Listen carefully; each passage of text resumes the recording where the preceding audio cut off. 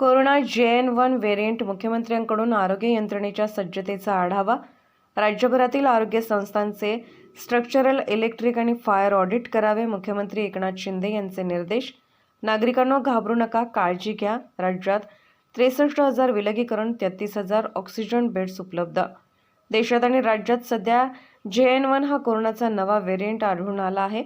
या पार्श्वभूमीवर मुख्यमंत्री एकनाथ शिंदे यांनी आज आरोग्य यंत्रणा तसेच जिल्हाधिकारी यांची बैठक घेतली. राज्यभरातील आरोग्य संस्थांचे स्ट्रक्चरल, इलेक्ट्रिक आणि फायर ऑडिट करण्यात यावे. त्याचबरोबर रुग्णालयामध्ये विलगीकरण आणि ऑक्सिजन बेड्स यांची यंत्रणा सज्ज ठेवावी.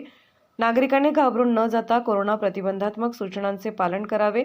राज्यभरातील यंत्रणा सज्ज असल्याची ग्वाहीही मुख्यमंत्री श्री शिंदे यांनी दिली. मुख्यमंत्र्यांनी दूरदृश्य प्रणालीच्या माध्यमातून ही बैठक घेतली. त्यामध्ये आरोग्यमंत्री डॉक्टर तानाजी सावंत, वैद्यकीय शिक्षण मंत्री हसन मुश्रीफ, मुख्य सचिव मनोज सौनिक, मुख्यमंत्र्यांचे अप्पर मुख्य सचिव भूषण गगराणी, प्रधान सचिव विकास खारगे, प्रधान सचिव ब्रिजेश सिंह, आरोग्य विभागाचे अप्पर मुख्य सचिव मिलिंद म्हैसकर, सर्व विभागीय आयुक्त, जिल्हाधिकारी व इतर संबंधित विभागाचे अधिकारी सहभागी झाले होते. Oxygen plants, ventilator, oxygen pipelines, RT-PCR lab, dura liquid oxygen plant या सर्व बाबी सुस्थितीत आहेत का याची तपासणी करावी व योग्य पद्धतीने ते कार्यान्वित आहेत की नाही याची खात्री करतानाच लसीकरणाचा आढावा घ्यावा. ज्यांचे लसीकरण झालेले नाही त्यांची माहिती घ्यावी व लसीकरण करण्याच्या दृष्टीने तयारी ठेवावी असे निर्देश मुख्यमंत्र्यांनी यावेळी दिले. लस व औषध साठा पुरेसा उपलब्ध असल्याची खात्री करून घ्यावी.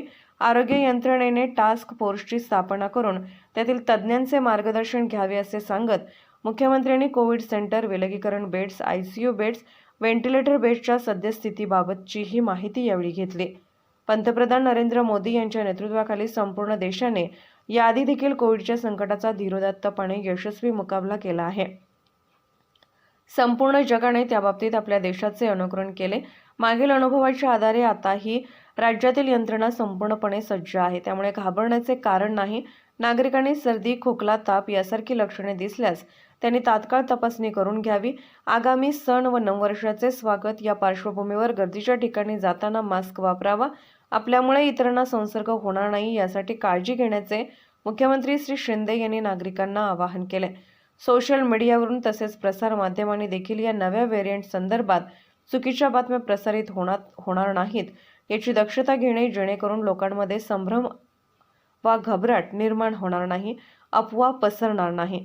माहिती प्रसारित करताना अधिकृत माहितीचाच उपयोग करावा, यासाठी सहकार्य करावे असे आवाहनही त्यांनी केले.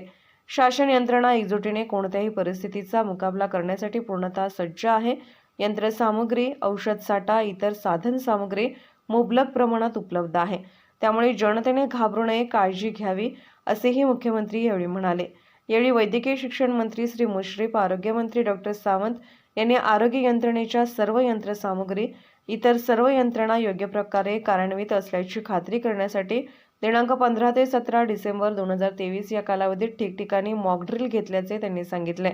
सध्या राज्यात 63,000 विलगीकरण beds, 33,000 oxygen beds, 9,500 ICU beds व 6,000 व्हेंटिलेटर बेड्स उपलब्ध आहेत.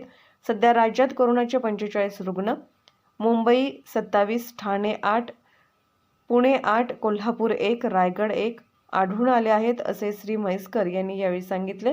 मुख्यमंत्र्यांचे प्रधान सचिव, माहिती व जनसंपर्क महासंचालनालयाचे प्रधान सचिव, महासंचालक ब्रिजेश सिंह यांनी JN1 या नव्या व्हेरिएंटबाबत जनजागृती मोहीम राबवण्यात येईल असे सांगितले. पोलीस ऑफ इंडिया न्यूज मीडियासाठी सहसंपादक डॉक्टर रजनी शिंदे.